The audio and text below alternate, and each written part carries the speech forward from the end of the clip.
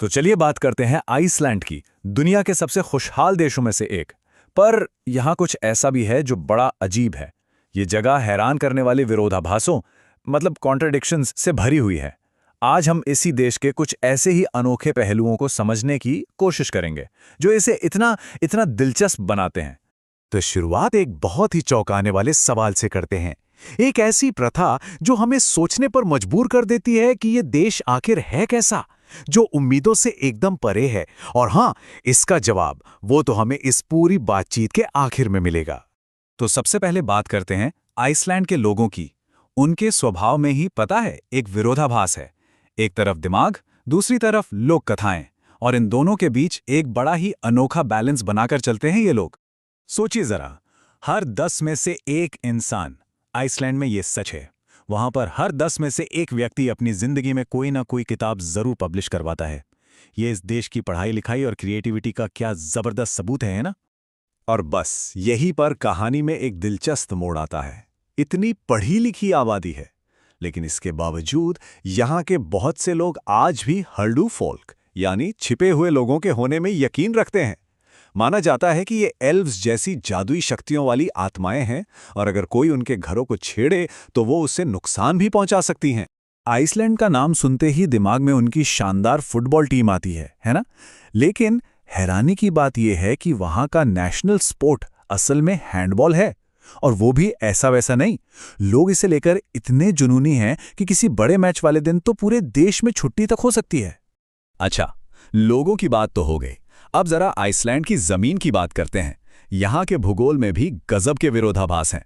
सच कहें तो ये एक ऐसा देश है जिसे दो बिल्कुल उल्टी ताकतों ने मिलकर बनाया है, आग और बर्फ।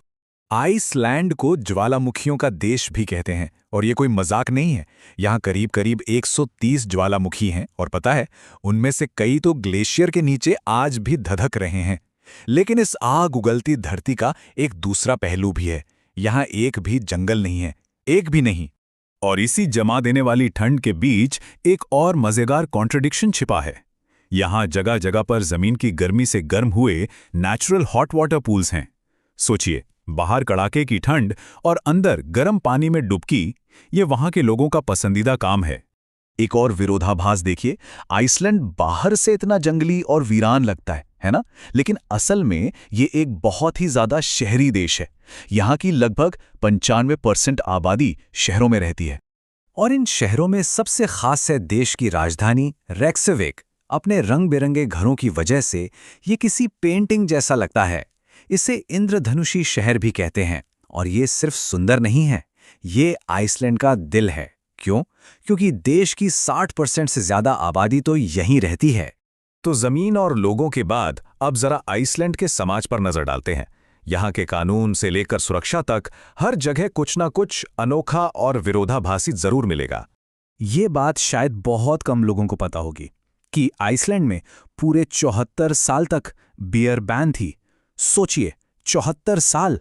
और अब जिस दिन ये बैन हटा था, यानी 1 मार्च को, उसे हर साल बियर डे के तौर पे मनाया जाता है। अब एक और हैरान करने वाला विरोधाभास, एक ऐसा देश जिसके पास अपनी कोई आर्मी, नेवी या एयरफोर्स नहीं है, कोई भी नहीं, और यही देश लगातार दुनिया का सबसे सेफ, सबसे सुरक्षित देश माना जाता है ना अजीब? और ये सुरक्षा की भावना यहाँ के समाज में इतनी गहरी है कि वहाँ की पुलिस भी आमतौर पर अपने साथ बंदूक लेकर नहीं चलती। इसकी जरूरत ही नहीं पड़ती, क्योंकि देश में क्राइम रेट बहुत बहुत ही कम है। यही वजह है कि यहाँ का माहौल इतना शांत है। और ये शांति और सुरक्षा आती कहाँ से है? शायद एक ऐसे समाज से जहाँ हर कोई बिजी है, कुछ न कुछ कर रहा है। और यही बात हमें एक नंबर तक ले आती है, 45। अब ये 45 क्या है? सुनने में तो ये एक आम सा नंबर लगता है, पर ये आइसलैंड के लोगों के काम करने के तरीके के बारे में एक बहुत बड़ी कहानी बताता है। तो क्या है 45 का राज? ये है यूरोप में सबसे लंबा एवरेज वर्किंग वीक, 45 घंटे। जी हाँ, आइसलैंड के लोग बहुत मेहनती माने जाते हैं। यहाँ लगभग हर कोई अपने काम में लगा रहता है, और यही मेहनत देश की तरक्की और आत्मनिर्भरता की नींव है। तो इतने सारे विरोधाभास हमने देखे। अब इन सबको एक साथ रखकर ये समझने की कोशिश करते हैं कि आखिर आइसलैंड को दुनिया के सबसे खुशहाल देशों में गिना क्यों जाता है। तो फिर आइसलैंड की खुशी का फॉर्मूला क्या है?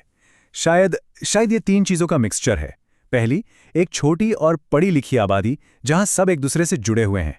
दूसरी, एक ऐसा कल्चर जहां हर कोई मेहनत करता है। और तीसरी, इन सब की वजह से एक अच्छी क्वालिटी ऑफ लाइफ और आज़ादी की भावना। अच्छा, अब वापस आते हैं हमारे उस पहले सवाल पर। याद है कि आइसलैंड में लोग अपने बच्चों को कड़ाके की ठंड में बाहर क्यों सुलाते हैं? जवाब बहुत ही सिंपल और लॉजिकल है।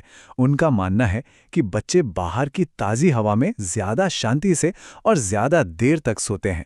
तो आखिर में एक सवाल सोचने के लिए रह जाता है, क्या आइसलैंड का यही अनोखापन, जहां पढ़ाई लिखाई और परियों की कहानियां, आग और बर्फ, कड़ी मेहनत और सुकून सब एक साथ रहते हैं, क्या यही वहां के लोगों की खुशी का असली राज है?